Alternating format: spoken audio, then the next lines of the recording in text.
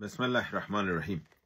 ډیر قدرمنو لیدونکو او اوریدونکو ګرانو هیوادوالو سلامونه احترامات مې ومنئ. نن 3 د نومبر کال 2015 چې د دوشنبه ورځ سره سمون خوري یو ځل بیا ستاسو په خدمت کې یم او دا د افغانستان کې د یو ځل بیا د زلزلې په حق لدی چې دا حادثه او د آفات الهی چې تیر ځلې په جنوبي ولایاتو کې په جنوب شرقي ولایاتو کې راغلی و اوس دا په شمالي ولایاتو کې راغلی ده او په مزار شریف سمنګان او بعضی خبرونو کې دا هم راځي چې په بدخشان کې ډیره زیاته مړینه کړې ده. د ټول نه مخکې اول ټولو مړو ته د رب العزت نه جنت الفردوس او جوار رحمت کې زیات غواړم، کورنیو ته صبر جمیل غواړم او افغانستان ملت ته هم د استقامت غوښتنه کوم. راځو د زلزلې په هکله پرون شپه په خپله کابل کې ټلیفون کې وم په حدود 8:30 بجې د لندن وخت چې هلته فکر کوم څه د پاسه 1 بجه وه چې دفتن هغه فامیل زما خورایم یو دفتن خبرې بندې شولې او منډه یې کړله. نو ما ورته ویل څه خبره ووایي، ډېره قوي زلزله وشوله، ټول بیرون ووتلو. نو هماغه تلیفون بیا قطع شو، بیا څه وخت ساعته بعد مې بیا زنګ ووهه، معلومات مې ترې واخیسته، ویې ویل چې او زلزله شوې ده خو مرکز یې دلته نه دی، مرکز یې بل ځای کې دی. نو بیا د نن ورځې معلومات چې ته موږ ترلاسه شول هغه دا دي چې زلزله مرکز یې په سمت شمال کې دی، د هندوکش په غرونو کې د ځمکې په عمق په 10 کیلومترۍ کې دی او د ریشتر یا د ریکټر په دغه کې سکیل کې وزن کې د درجه 4.4 و بعضې 4.3 راپور کړې ده.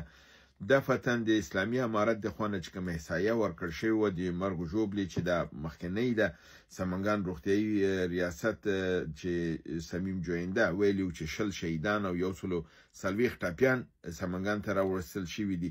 زیات زیانونه د خلم ولسوالۍ او تاشقرغان کې د تنګي تاشقرغان کې منځته راغلي ځکه چې هلته په تنګه کې غر نه تیږې په موټرونو لیدلي دي او ډیر مالي وزاني تاوان یې اړولی دی. په خلم کې 19 شهیدان او 15 ټپیان دي. د سمنګانو شفخانې ته 88 مریضان ټپیان رسول شوي دي. خو نړیوال رسنۍ فعلا دا وایي چې 2000 کورونه د خاورو لاندې شوي دي، 600 تنه مړه دي او 1500 تنه ټپیان دي. دا نړیوال خبرونه دي. تر دغه دمه پورې چې کومه مرسته افغانستان ته رسیدلې ده هغه د هندوستان دغې نه رسیدلې ده چې د هندوستان د بهرنیو چارو ویاند رندیر جسوال ویل چې موږ د افغانستان زلزله ځپلو لپاره دفتن غذایي مرستې کا افغانستان ته رسولې دي. او همدارنګه د ملګرو ملتونو اوچا ادارې ویلي چې د حادثاتي مخنیوي لپاره د هغه په حساب ایمرجنسي ریکوري ګروپ چې هغه موږ افغانستان ته لیږلی دی، نو چې ممکن د پروګرامونه او دغه به وروسته راشي. نور د کوم د ګاونډیانو نړۍ نه کوم بل خبر تازه نشته دی. همدارنګه د 212 عمري قول اردو رسنیو دفتر 3 نمرې جاری کړي دي چې دغه نمرې به زه دلته تاسو ته ووایم چې خلک څوک په مشکل کې دي، زخمی لري او حکومت یا خلک ته کومک ته نه دي رسیدلي، د دغې نمرو ته چې زنګ وهي نو مرستې دپاره به خلک راورسیږي. او بل دا د نمرې به زه د خپل برنامې لاندې په ډسکرپشن کې تاسو ته واچوم، تاسو کولی شئ دا نمرې دې نه واخلئ او د 212 عمري قول اردو ته زنګ وهئ او د مرسته ترېنه وغواړئ. اوله نمره ده 029369199. دویمه نمره ده 010158416. دریمه نمره ده 01089822018. دا نمرې به زه لاندې ولیکم، دا به انشاءالله تاسو دا کوئ. تر دغې دقیقې پورې دغه معلومات دي ترلاسه شوي دي. الله دې رحم وکړي. بعضې واړه کلیپونه خو دفتن ما بیګام راغلل، د تنګې نه خلکو وکتل چې همالته ځای په ځای موټر اور اخیستی او په ټانکرونو باندې تیږې پرتې وې، په موټر دننه خلک شهیدان شوي وو چې غټې تیږې پرې ولیدلې وې. نو دا حالت موږ تاسو وکتل د مزار کې، موږ تاسو وکتل چې د علي کرم الله وجهه په مقبره په مزار د شریف کې دغه منارې ولیدلې دي، هغه د دیوال ولیدلی دی. یعنې زلزله دونه قوي وه چې دا تعمیر چې په قرنونو ولاړ دی دته هم صدمه ورسېدله. راځم په لنډه توګه دلته یو څه پوښتنې د دوستانو مې راخیستې دي چې دې ته هم په لنډه توګه زر ځواب وایم. حبیب الرحمن علیزاده وایي چې آیا په افغانستان کې به انتخابات وشي یا نه، د همداسو نفر حکومت ته به ادامه ورکړو. وروره دې باندې تم پوهېږې زه هم پوهېږم چې په دغه موقع کې په افغانستان کې د انتخاباتو کم امید او سړک نه ښکاري او اسلامي امارت انتخاباتو ته معتقد نه دی. بله خبره دا ده که هماغسې جعلي انتخابات غواړئ چې د یو خوا نه یو قوم ته دې ته په سپکه کتل کېږي، د پسه خطاب ورته کېږي، خپل سره دې چې رایې هم دومره نه دي، خپل رایې زیاتې ښودل کېږي او د بل قوم رای نه منل کیږي، بیا چې رای ومګټل شي اعلان راشي بیا امریکا راځي ولاسونه اوچتوي. داسې انتخابات نه د ملت په درد خوري نه د افغانستان په درد خوري بلکې دا په انتخاباتو باندې رشخند وهل دي. نو په دغه اوس وخت کې انتخابات ممکن هم نه دي او د تیر جمهوریت انتخابات د افغانستان ملت هم نه غواړي او هیڅوک نه غواړي. دا جعلي انتخابات زموږ نه دي په کار. راځم ډاکټر صادق محمد منګل ورور 2328 نمبر ده.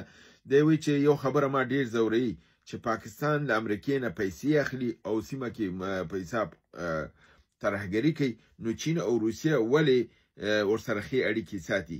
پاکستان سره د سمې خپلې اړیکې بندې کړي، څه احتیاج لري ورته؟ قدرمن وروره نړیوالې اړیکې داسې نه وي چې یو مملکت که د یو بل مملکت سره اړیکې ساتي او کومک اخلي، بل مملکت دې داسې ورسره اړیکې بندې کړي. دا داسې نه کیږي. که ښه پې پوهېږي، موږ تاسو په ډېرو مسایلو پوهېږو چې د سیمې ممالک د افغانستان په هکله کوي. آیا موږ ورسره اړیکې بلکل بندولی شو؟ نشو بندولی. ښه پوهېږو چې زموږ په خلاف کار کوي. نړۍ کې ټول همداسې دي.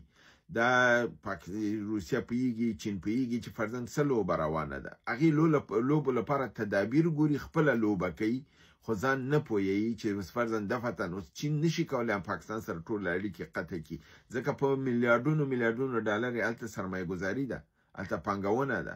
نو په دې اساس باندې هلته د روابط نشي خرابولی. روسیه هم په سیمه کې استراتیژیک دغه لري، ضرورتونه لري. دا په دې رقم نه کېږي لکه دا خو د کور او د کلي قصه نه ده چې ته دفعتاً خفه شي. دا د مملکتونو نړیوال سیاست مسله ده. په ډېرو مسایلو سره پوهېږي، ځانونه نه پوهي او کار مخکې رواني. درېیمه پوښتنه د عاصم افغان ورور ده. په دې باره کې ویلي چې پاکستان نیول شوي اسیران چې اسلامي امارت د سپین بولدک او په برمل ساحه کې نیولي و د پاکستان پوځیان، او هغه پاکستان بیرته غوښتي چې د اسیران باید خوشي شي، خو په ښکاره توګه نه، په پټه توګه. نو د ډېرو دوستانو په شمول د دې عاصم افغان دی دا وایي چې اسلامي امارت ته باید دا مشوره ورکړل شي چې دا کسان په پټه ورنه کړي، دا د میډیا په مخ کې ورکړي، د نړیوال میډیا ورته راوغواړي، ټول دنیا ته وښیي چې دومره اسیران موږ نیولي و، دا ورته ورکړل، ځکه پاکستان غواړي چې د اسیران په پټه کړي او خپل ځان د شرم او د خجالت نه بچ وساتي. بل پښتنه زمونږ د ورور عبدالواحدي ده. د هند سره امنیتي تړون د افغانستان په ګټه دی او که په تاوان؟ یعنی زیان شته، زیانمند خو به نه وي. واحدي وروره نه، د هند سره که زموږ امنیتي تړون چې بعض خلک د امنیتي تړون نه غلط دغه اخلي چې وایي دا نظامي مداخله، امنیتي تړون نظامي مداخله نه وي. ستاسو هغه ټول استخباراتي اړیکې قوي کېږي، ستاسو امنیتي مسایل، ستاسو په حساب هغه نیازونه او ضرورتونه د سیمه کې هم د هغوی هم د ستایي دواړه په ترازو کې اچول کېږي، کتل کېږي. په دې اساس باندې د هندوستان سره کله چې متقیم تللی او کله په افغانستان باندې چې حمله وشوه، هندوستان دا اشاره ورکړې وه چې موږ حاضر یو د امنیتي لحاظ سره تاسو سره تړون ولرو او همکاري در سره وکړو. که په دې بابت کې خبرې شوي او مخکې تلي، نو انشاءالله کوم دغه به نه وي او دا د افغانستان په ګټه دی. د پاکستان د مخنیوي لپاره دا لازمي دی. که د هندوستان سره امنیتي تړون ته امضا کېږي، که د روسیې سره کېږي، که د چین سره کېږي، که د امریکې سره، دغه کوم ستونزه نشته. امنیتي تړونونه تاسو ګورئ ټول مملکتونه یو بل سره کوي او خپل د مملکت د امنیت د تضمین لپاره د ملکونو دغه ضمانتونه ترلاسه کوي. نور محبوب ورور وایي چې ټي ټي پی او پاکستان ساختګي جنگ کوي تر څو شرایط مداخلت د امریکا ته مساعد کړي. نه داسې نه ده وروره چې ټي ټي پی او پاکستان تاسو ګورئ چې په زرهاو انسانان د دواړو طرف نه وژل کیږي. د پاکستان د حدود ډیر کسان پکې د منځه ځي، دغه پوستې د منځه ځي، سیمې د لاسه ورکړلې. نو دا ټول ساختګي جعلي عملیاتونه یو کیږي، په یو ځای کیږي، کنټرول باندې کیږي او د هغه نه استفاده کیږي، بیا دوباره تکرار نه کیږي. فرضاً نیویارک کې د دواړه بلډینګونه چې امریکا وهل یو واقعه وکړله او بس دنیا ته بهانه ونیوله، د ترهګرۍ په بهانه راغلل.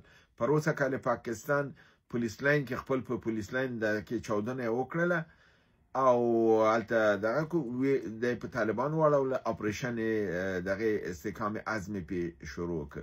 دا ټارګټډ یا معینه اپریشنونه کیږي، هغه بیله خبر ده، مګر په لویه پیمانه باندې چې داسې هر ورځ په 50 عملیاتونه په سلهاو تنه. ما پرون شپه تاسو یعنی د نن شپې په برنامه د نن ورځ په مخکنی برنامه کې وګورئ، ما تاسو ویلي چې دوی کم از کم 458 کسه په تیره میاشت کې وژل شوي دي. همدارنګې په نه اتیا عملیات شوي دي. نو دا خو ټوکې نشي کېدلی او دا دغه نه. نو په دې اساس دا او پاکستان دا لوبه کوي چې امریکا د سیمې ته راشي، افغانستان ته راشي، نه چې پاکستان ته، او پیسې ترې نه واخلي. خو دا خو لوبه پاکستان کوي د پیسو لپاره، مګر هم دا د پاکستان په خیر هم نه تمامېږي، ځکه چې امریکا که سیمې ته د پاکستان په کومک سره رام شي، بیرته پاکستان وهي، افغانستان نه وهي. دا شی دی چې زه بار بار وایم، تکراروم، دا ذهن کې وساتئ. او دغه په نړیوالو مسایلو کې پیټ هیګس د امریکې د جنگ وزیر عراق ته اخطار ورکړی دی چې باید احتیاط وکړي خپل په اعمالو کې، او که چېرته احتیاط ونه کړي یو ځل بیا د امریکا د یرغل باعث به وګرځېږي او عراق به په حساب دوباره اشغال شي. دا د نن ورځې د دغه ساعت خبرونه چې عاجله توګه مې تاسو ته وړاندې کړل. تر بلې برنامې چې بیا ستاسو حضور ته حاضرېږم، تاسو په لوی رب العزت سپارم. وما علینا الا البلاغ.